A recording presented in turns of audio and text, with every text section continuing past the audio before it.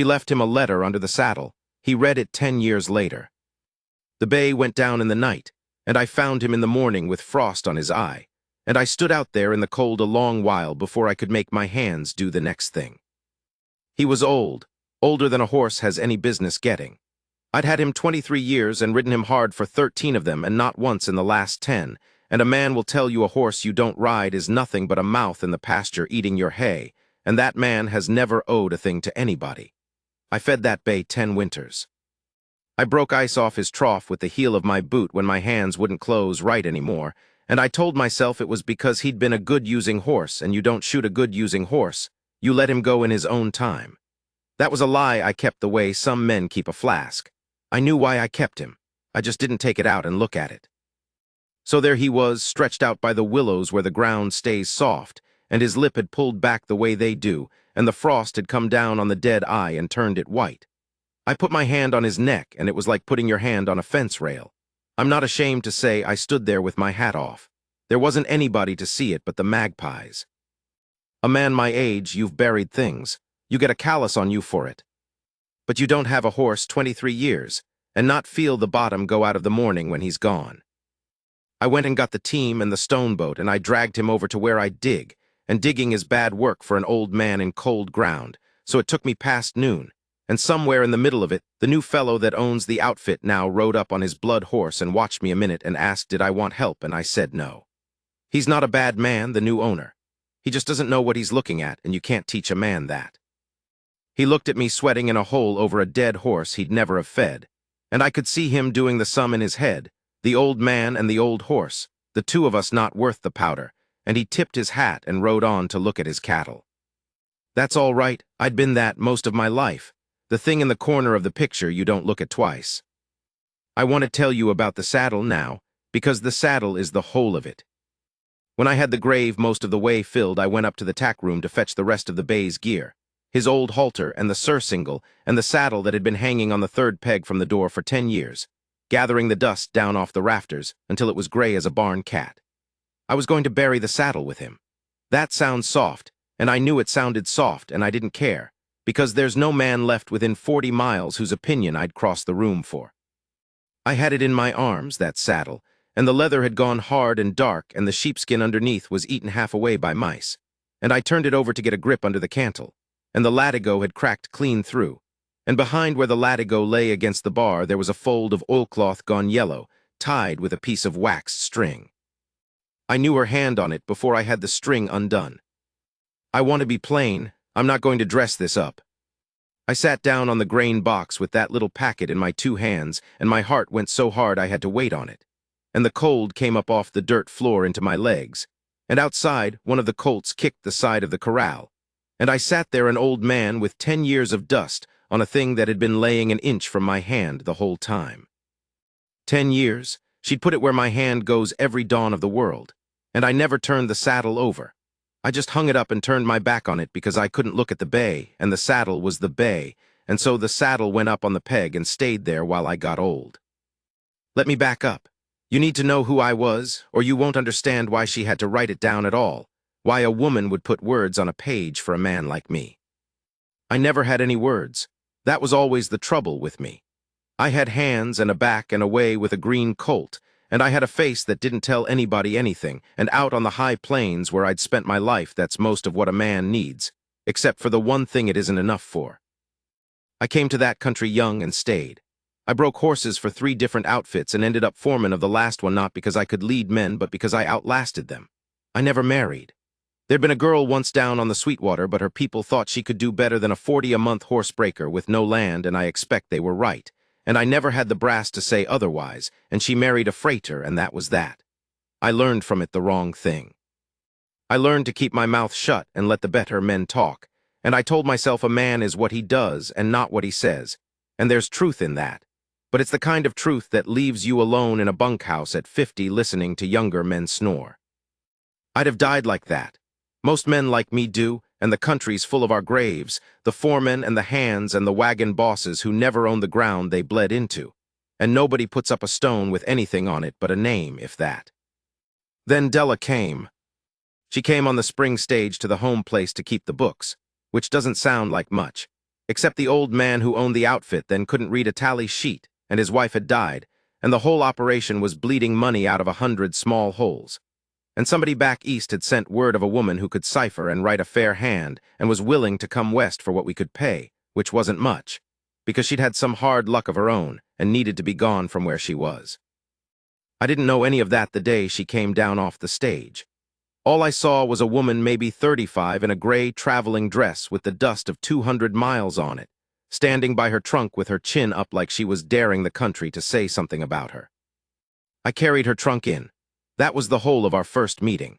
I carried her trunk in and set it down, and she said thank you and looked at me a second longer than people generally did, and I went back out to the corrals, and I'll tell you the truth, I thought about that 1 second longer all through dinner. She wasn't a beautiful woman, not the way the word gets used. Her face was too strong for it, and her hands were already going rough because she wouldn't sit in the office while the kitchen needed doing, and there was a line between her brows from squinting at columns of bad figures by lamplight. But she had a way of holding still and looking at a thing dead on, and when she laughed it came up out of her sudden like she'd surprised herself, and I have spent more hours than I'll admit trying to be the cause of it. She'd been a clerk's daughter back in Pennsylvania, in a town on a river I won't name. The family had money once, the kind that's all in one thing, and the one thing went under, and the father went under after it by his own hand in a cold room, and the mother took to her bed, and there was a young brother besides, 10 years younger than Della, near a boy still, and creditors at the door, and Della at 28 was suddenly the man of a house that had no man. She told me all that one night, much later, the two of us on the bench by the kitchen door watching the heat lightning walk along the bighorns. And she told it flat, no tears in it, the way you tell a thing you've already cried out years ago. She'd come west to send money home. That was the size of it. She put her own self 2,000 miles into a dry, hard country full of men so she could mail a draft east twice a year to a sick mother and a brother she was raising by post. There's a kind of strength people don't write songs about, and she had it. What I did was, I fixed her stove. That was my courting, if you want to call it that. The cook stove in that kitchen had a crack in the firebox, and it smoked her out and burned the bottoms of everything, and she'd been fighting it 3 weeks and saying nothing, because she was new and didn't want to be the woman who complained. I noticed it. Noticing is the one thing I was ever good at. I came in one afternoon when she was off to the hen house, and I pulled that stove apart and saw the crack, and I rode to the home ranch's blacksmith, and had a plate cut, and I fitted it and blacked the whole stove, and had it back together, and a fire drawing clean by the time she came in with her apron full of eggs. She stood in the doorway. She looked at the stove, and she looked at me with my hands black to the wrist, and she didn't say thank you. She said, was it the firebox? And I said, it was, and she nodded slow like a person confirming something they'd suspected about the world. And then she said the thing I've carried 30 years. She said, most men would have told me to live with it and called it the stove's fault. You just fixed it and didn't say a word. I didn't have an answer for that. I went out and washed up. But I'd seen it, the way she looked at me. Not the way a woman looks at a good-looking young hand. The way you look at a tool you've been needing a long time and finally found. The way you look at something worth keeping. I was past 50, and I'd never in my life had a soul look at me like that, and I'd have crawled across the red desert on my knees to have her look at me like that again. So I made reasons. A man with no words makes reasons instead. I found the leak in her root cellar. I built her a proper hen house with a foxtite floor. When her brother's letters came, I'd be the one who rode the long way to the town for the mail so she'd have them a day sooner, and I never told her that's why I went. I just always seemed to be going to town. She knew. She had to have known. She let me. And slow, the way a season turns, it became the two of us, not talked about. There wasn't a word said for the longest time. There was coffee before light, her up making the hands breakfast and me an early off the night horse. And we'd have a few minutes alone in that warm kitchen with the dark still on the windows, and she'd pour mine without asking and set it by my hand. And some mornings her hand would rest on my shoulder a second going by, just the weight of it, and I'd hold still under it like a colt that's decided to trust you. I taught her to ride. She rode like a sack of feed at first and got mad about it, which I liked, because a person who gets mad at a thing means to beat it. By fall, she could sit a trot. I put her up on the bay, my bay, the gentlest good horse I ever made, and the two of them took to each other, and I'd see her of an evening out past the corrals on him, her back straight, the light going gold, and I'd stand at the fence not making a sound. just watching the only two things in the world I'd have died for, the woman and the horse, moving along together against the hills. There was a dance once at the schoolhouse 40 miles off. The whole country went. I don't dance. I never learned, and I was 52 and not about to start in front of people.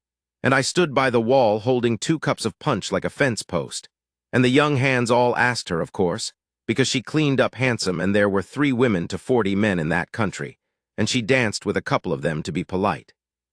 And then there was a slow one, a waltz, and she came across that floor in front of everybody and took the cup out of my hand and set it down and took both my hands and put them where they went, and she said, low, just for me, I'll show you. Just don't look down.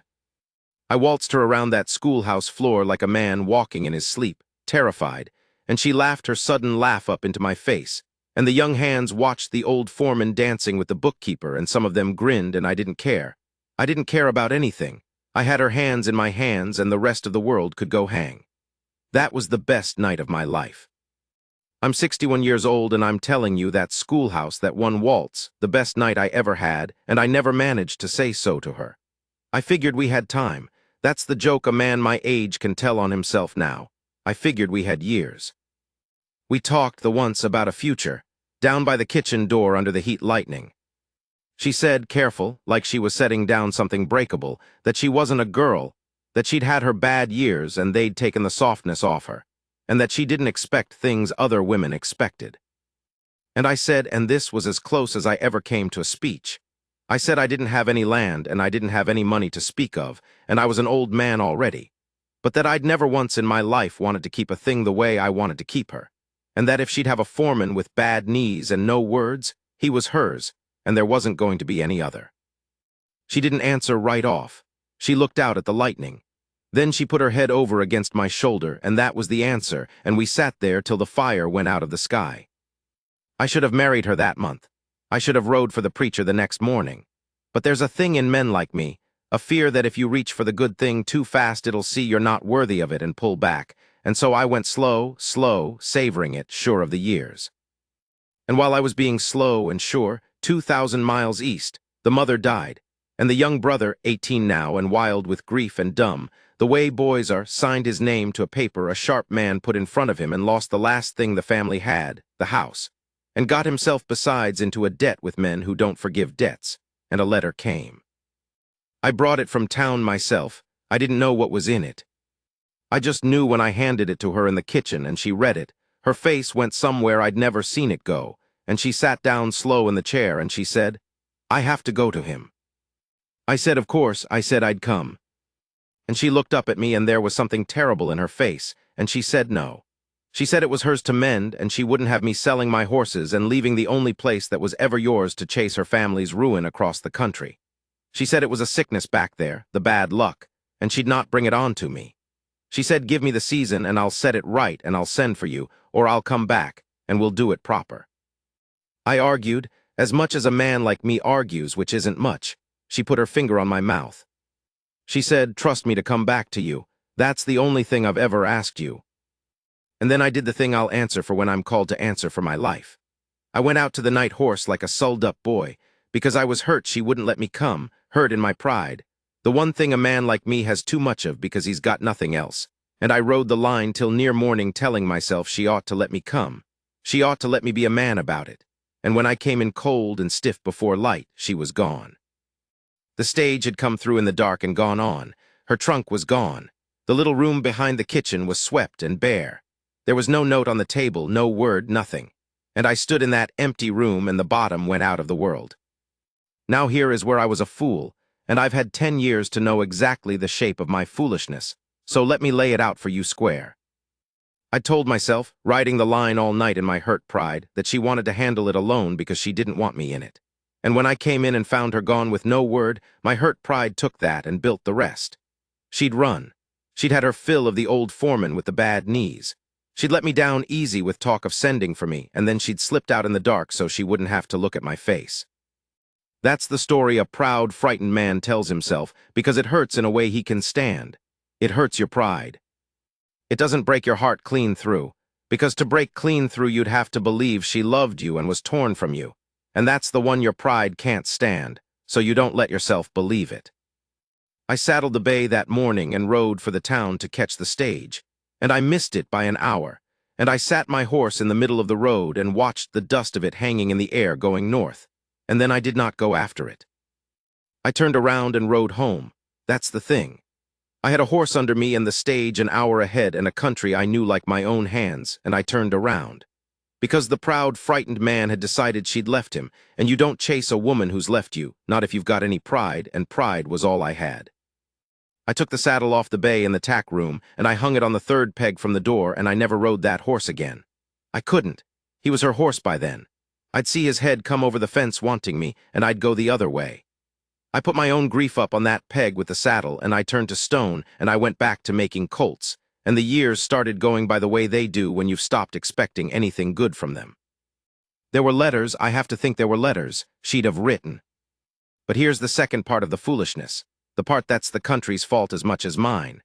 Within the year, the old man who owned the outfit died, and the place sold, and I went to work for the new owner 40 miles west and gave up the home place entirely. And the next year that one sold too, and I drifted to a third. And a man who moves 3 times in 3 years in a country with no proper post is a man no letter on earth is going to find. I expect her letters went to a ranch that didn't exist anymore and got thrown in a stove by people who never heard my name. I'll never know. But I made myself unfindable is the truth of it, the way a hurt dog crawls under the porch where you can't reach it. So we each of us, I figure, came to believe the same wrong thing about the other. She believed I never came and never wrote because I'd taken her leaving for a leaving and washed my hands of her. I believed she'd run off and never looked back. And the both of us were wrong, and the both of us were proud, and the years just kept coming the way they do, indifferent as weather. I'll tell you about the 10 years quick, because they don't deserve more than quick. I got older. My hands stiffened up in the cold, so the morning chores took twice as long, and I learned to start them in the dark. I made a lot of good colts for men who didn't know enough to thank me.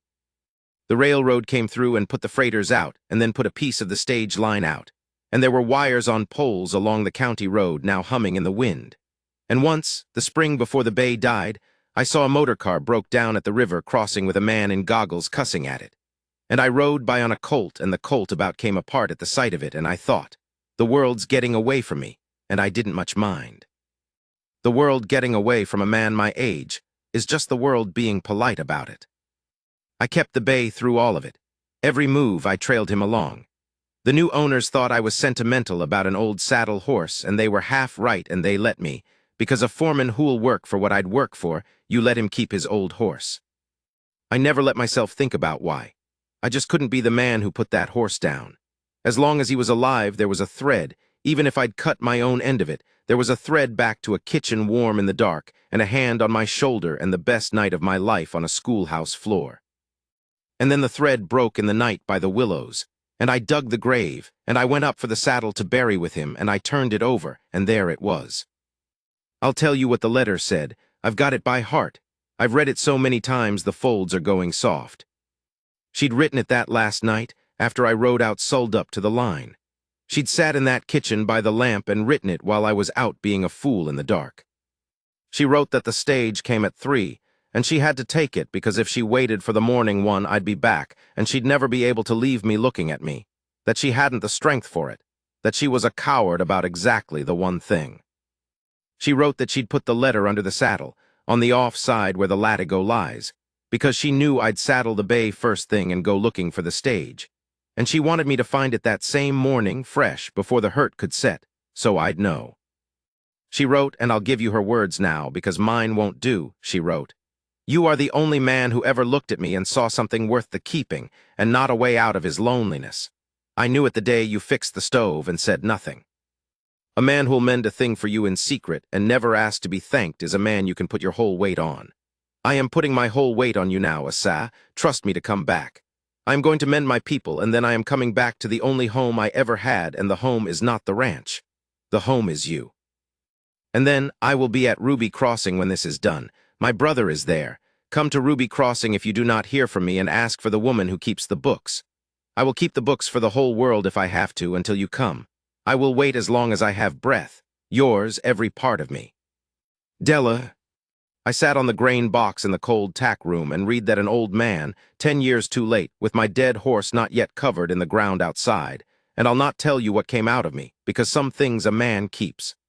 But when I was done, I was steadier than I'd been in 10 years, because for the first time in 10 years I knew the true shape of the thing.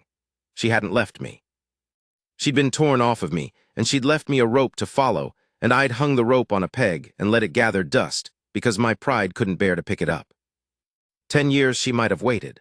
Or 10 years she might have given up the way I had year by year and married some Ruby Crossing man or moved on or died, people do. 10 years is long enough for any of it. I knew all that.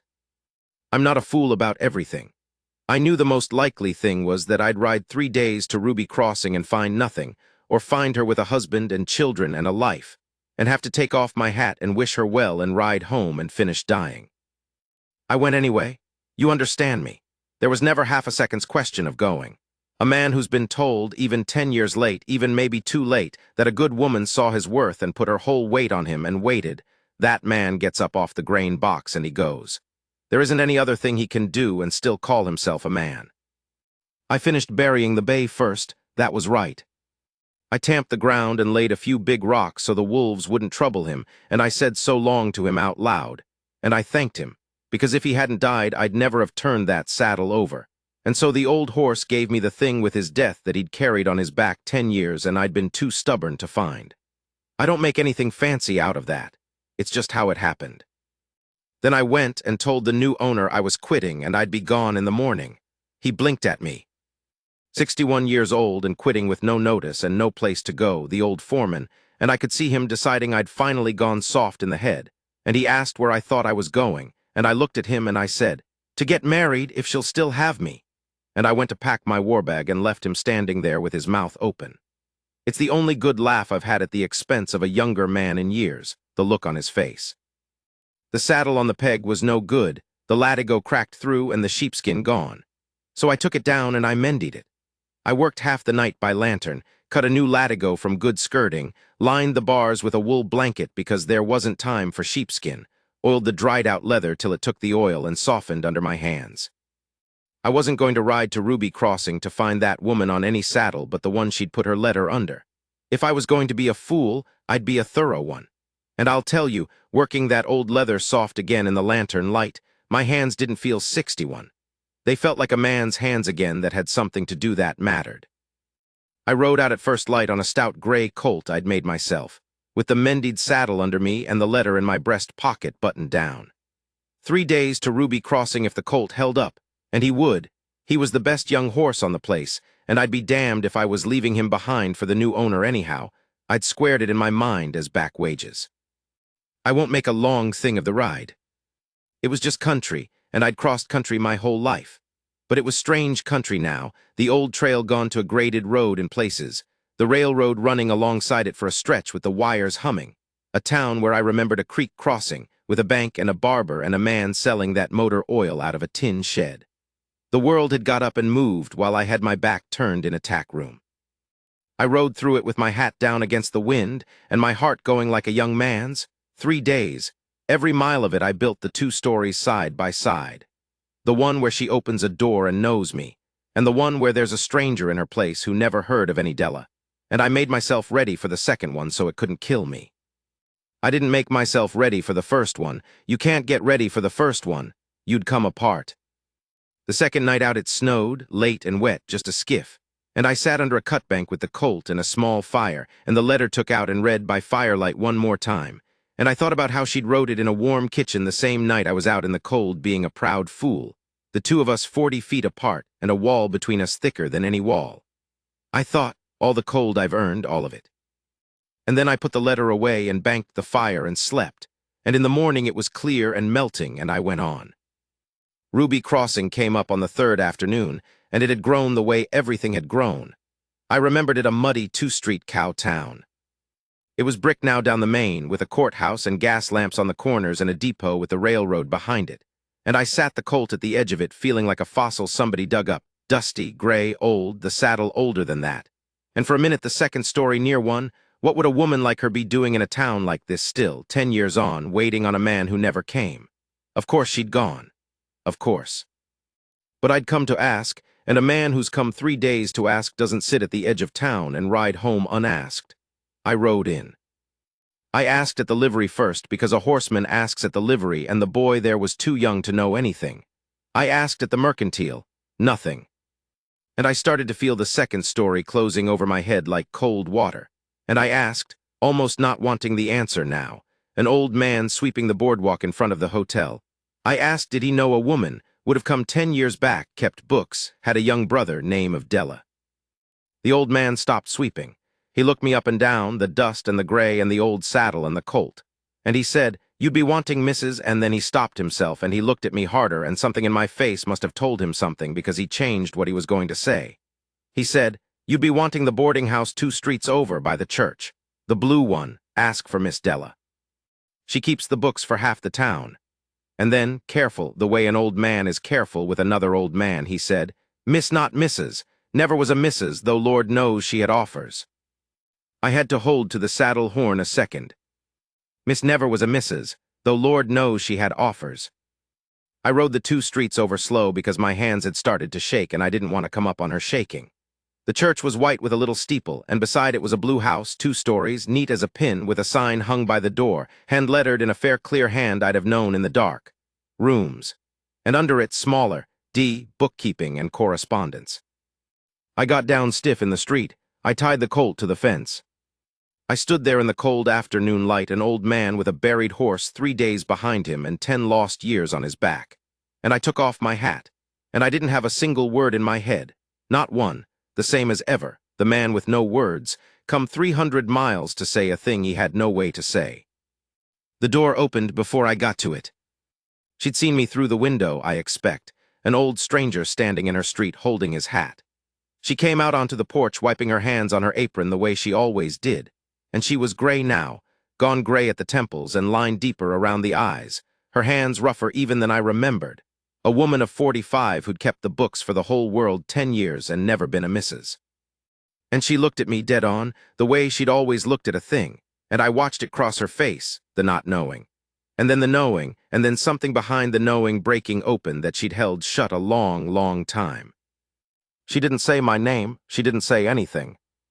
She came down off that porch and across the little yard, and she didn't slow down, and she took my face in both her rough, cold hands, both of them, and she held my face up and looked at it like a woman reading a tally she'd given up on ever balancing, and the tears were running down into the lines of her face, and she was not making a sound, and I stood there steady as I knew how to stand and let her read me. Because for 10 years it was the only thing in the world I'd wanted, and I wasn't going to spoil it now by being a fool a 3rd time. When she could talk, she said, "You came." Not a question, a thing she was making true by saying it. You came. And I found I did have one word after all, finally, the only one I'd ever really needed.